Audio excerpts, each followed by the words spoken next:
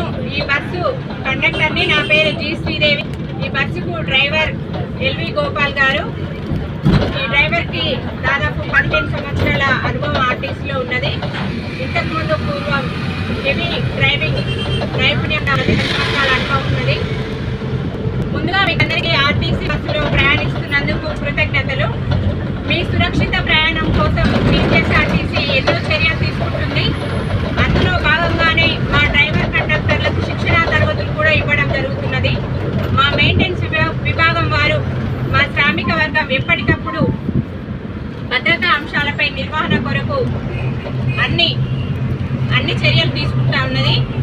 అందులో భాగంగానే అత్యవసర పరిస్థితులలో ఏదైనా జరిగినప్పుడు అగ్నిమాపక పరికరాల్ని మా డ్రైవర్ క్యాబిన్ వద్ద మరియు అత్యవసర ద్వారం వద్ద ఏర్పాటు చేయడం జరిగింది.